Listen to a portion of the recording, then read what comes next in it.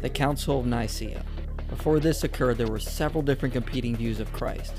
Then the Emperor Constantine assembled them all together to decide on one view of Christ. They met for days, fighting and bickering, until finally the current view of Christianity won, and the divinity of Christ was declared.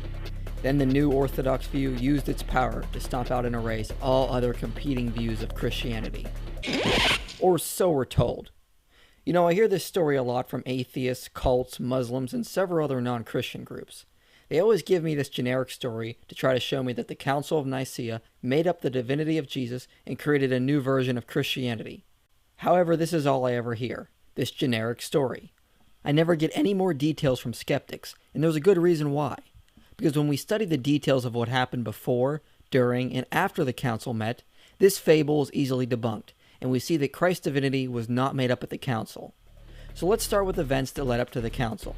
On February 24th, in 303 AD, the worst persecution of Christians began under the Emperor Diocletian and lasted until Emperor Galerius finally issued a general edict of tolerance in 311 AD. 2 years later, in 313 AD, with the Edict of Milan, the Emperor Constantine finally legalized Christianity and allowed its practice. Now I want to stop here and make sure this point is clear. Constantine did not make Christianity the official religion of the empire. He simply commanded official tolerance of Christianity. He did, however, outlaw Jews from stoning Christians and gladiator shows, although they did persist until the 5th century. It wasn't until 380 AD, under the Emperor Theodosius, that Christianity was left as the only legal religion.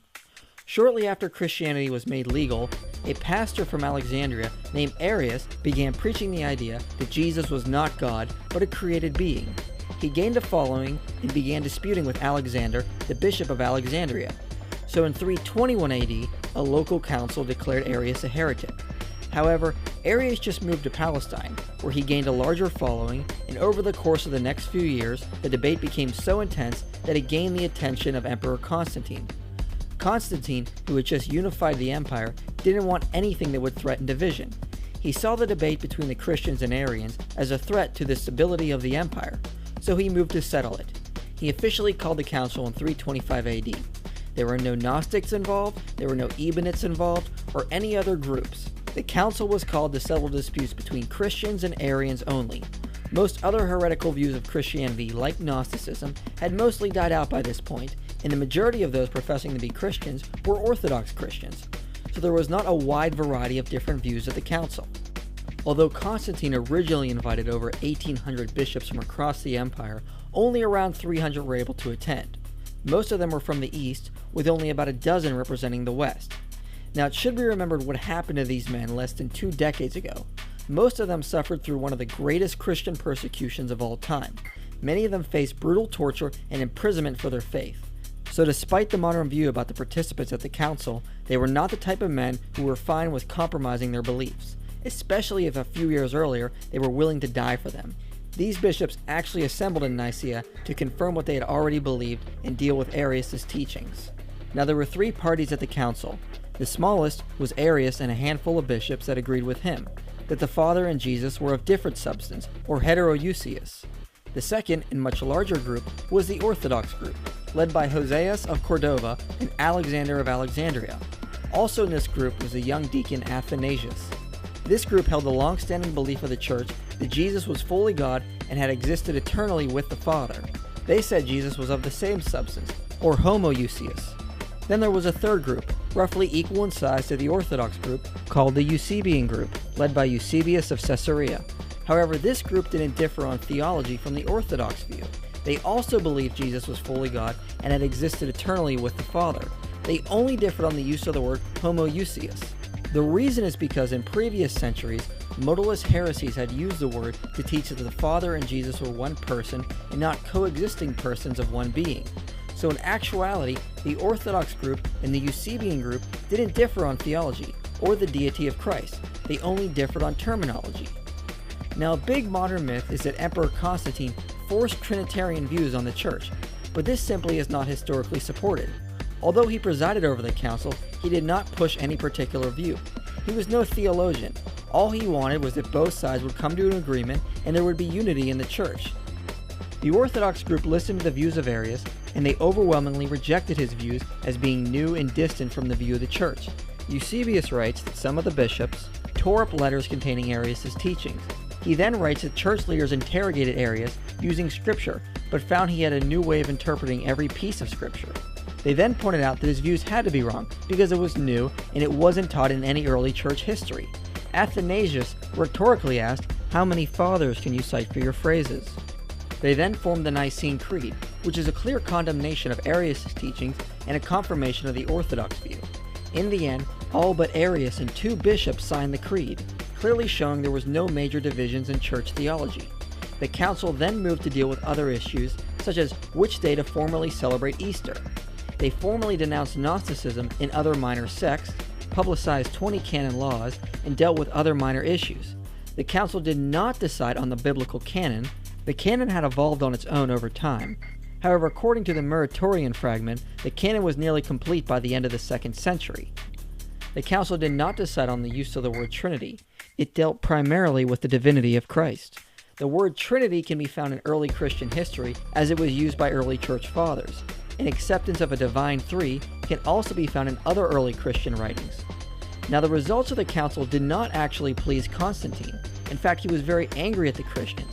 He wanted unity and compromise, not for one side to denounce the other. He actually took pity on the Arians.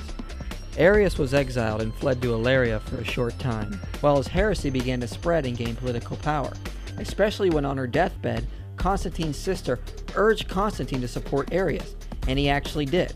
Arius found a new crafty way of interpreting the Nicene Creed in his favor, and Constantine invited him back so he could force the church to readmit him. However, Arius died before this could happen. A follower of Arius, Eusebius of Nicaea, was able to sway Constantine more in favor of the Arian view. Just before his death, Eusebius of Nicaea baptized Constantine, effectively symbolizing his siding with the Arians. After Constantine's death, the Arians continued to gain more ground against the Orthodox view.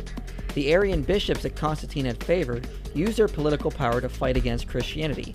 Constantine was succeeded by 2 Arian emperors in the east who worked with Arian bishops in an attempt to override Nicaea and write a new creed. Although Arians were still in the minority, they were given much more political power, which they used to try to stamp out Christianity. Many Christian leaders were forced into subscribing to creeds that did not favor either side. Jerome later described this time period as when the whole world groaned and was astonished to find itself Arian. However, despite the power of the Arians, one bishop fought back almost completely by himself. Athanasius of Alexandria continued to argue from Scripture and stand against the might of the Arian heresy. Even when he was banished and removed from his position 5 times, he never swayed and stood for truth against the Arian political machine. He was a popular hero who prevented Christian theology from compromising and giving in to the Arians. So the Arians turned to gaining more political power. But just before the Arians completely consolidated their hold over the empire, they turned to internal fighting and destroyed themselves. It wasn't long before all their political power was lost, and the Christians were able to meet in 381 AD at the Council of Constantinople and reaffirm the Nicene faith. The battle between the Arians and the Christians did not end there. After the Council of Nicaea, many Arian bishops headed north and began converting the Germanic tribes to Arianism. They then eventually conquered the Western Roman Empire, and the Christians had to deal with Arianism again. However, as we can see today, Arianism died out, and Christianity is still going strong and growing. So as you can see, Christian bishops did not inherit absolute political power from the Council of Nicaea and used it to stomp out other competing sects. On the contrary, it was the Arians who gained the political power and tried to stomp out the true church. So there is no evidence the council created Christianity, the concept of the Trinity, or the divinity of Jesus, or used political power to erase other competing sects. This myth about the council is a complete fairy tale. It astonishes me how many non-Christians use the Council of Nicaea to try to claim Christianity was made up in 325 AD, when historically there is just no evidence for it.